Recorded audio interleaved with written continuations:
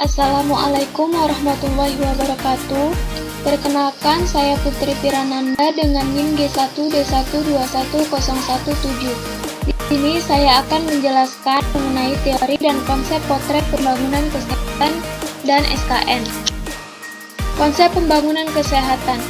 Pembangunan kesehatan pada hakikatnya adalah upaya yang dilaksanakan oleh semua komponen bangsa Indonesia yang bertujuan untuk meningkatkan kesadaran, kemauan, dan kemampuan hidup sehat bagi setiap orang agar terwujud derajat kesehatan masyarakat yang setinggi-tingginya sebagai investasi bagi pembangunan. Untuk menjamin tercapainya tujuan pembangunan kesehatan diperlukan dukungan dari Sistem Kesehatan Nasional atau SKN. Sistem Kesehatan Nasional adalah bentuk dan cara penyelenggaraan pembangunan kesehatan yang memadukan berbagai upaya bangsa Indonesia dalam satu derap langkah guna menjamin tercapainya tujuan pembangunan kesehatan dalam rangka mewujudkan kesejahteraan rakyat sebagaimana dimaksud dalam Undang-Undang Dasar 1945. Tujuan dari SKN yaitu agar terselenggaranya pembangunan kesehatan oleh semua potensi bangsa, baik masyarakat, swasta maupun pemerintah secara sinergis, berhasil guna dan berdaya guna sehingga tercapai derajat kesehatan masyarakat yang setinggi-tingginya. Asas dari SKN ini terbagi menjadi dua bagian. Yang pertama, dasar pembangunan kesehatan yang mencakup peri kemanusiaan, pemberdayaan dan kemandirian, adil dan merata, serta pengutamaan dan manfaat. Serta yang kedua, dasar SKN yang meliputi hak asasi manusia atau HAM, sinergisme dan kemitraan yang dinamis, komitmen dan tata pemerintahan yang baik atau good governance, dukungan regulasi, antisipatif dan proaktif, responsif gender dan kearifan lokal. Kedudukan dari SKN ini yang pertama suprasistem SKN, yaitu sistem penyelenggaraan negara. Yang kedua, kedudukan SKN terhadap sistem nasional lain. SKN harus berinteraksi secara harmonis dengan berbagai sistem nasional tersebut seperti sistem pendidikan nasional, sistem perekonomian nasional, sistem ketahanan pangan nasional, sistem Hankamnas, dan sistem-sistem nasional lainnya. Yang ketiga, kedudukan SKN terhadap penyelenggaraan pembangunan kesehatan di daerah.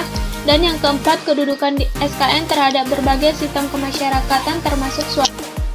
Lalu maksud dan kegunaan dari SKN yaitu sistem kesehatan nasional disusun dengan memperhatikan pendekatan revitalisasi pelayanan kesehatan dasar atau primary health care yang meliputi 1. Cakupan pelayanan kesehatan yang adil dan merata, 2. Pemberian pelayanan kesehatan yang berpihak pada rakyat, 3. Kebijakan pembangunan kesehatan, dan yang keempat, kepemimpinan.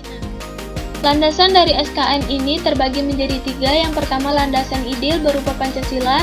Yang kedua, landasan konstitusional berupa Undang-Undang Dasar 1945. Dan landasan operasional meliputi seluruh ketentuan peraturan perundangan yang berkaitan dengan penyelenggaraan SKN dan pembangunan kesehatan. Pengelolaan kesehatan dalam SKN. Komponen pengelolaan kesehatan yang disusun dalam SKN dikelompokkan dalam subsistem yang tertera pada layar. Lalu pelaksanaan SKN. Pelaksanaan SKN ini harus memperhatikan cakupan pelayanan kesehatan berkualitas, adil dan merata, pemberian pelayanan kesehatan yang berpihak kepada rakyat, kebijakan kesehatan masyarakat untuk meningkatkan dan melindungi kesehatan masyarakat, dan yang lainnya. Lalu peningkatan akselerasi dan mutu pelaksanaan SKN. Untuk meningkatkan akselerasi dan mutu pelaksanaan SKN, pembangunan kesehatan perlu melandaskan pada pemikiran dasar pembangunan kesehatan. Pemikiran dasar pembangunan kesehatan meliputi pemikiran tentang pelaksanaan, tujuan, dan prinsip dasar pembangunan kesehatan yang telah saya jelaskan di atas. Sistem pembiayaan kesehatan, di mana sistem pembiayaan kesehatan adalah pengelolaan berbagai upaya penggalian, pengalokasian, dan pembelanjaan dana kesehatan untuk mendukung penyelenggaraan pembangunan kesehatan guna mencapai derajat kesehatan masyarakat yang setinggi-tingginya.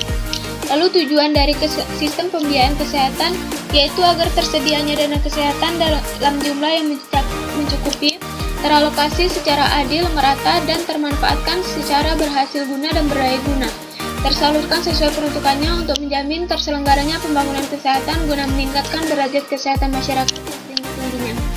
Pelaku dari penyelenggara pembangunan kesehatan dan SKN itu yaitu individu, keluarga, dan masyarakat, pemerintah, badan legislatif, badan yudikatif, sektor swasta yang memiliki atau mengembangkan industri kesehatan, serta lembaga pendidikan.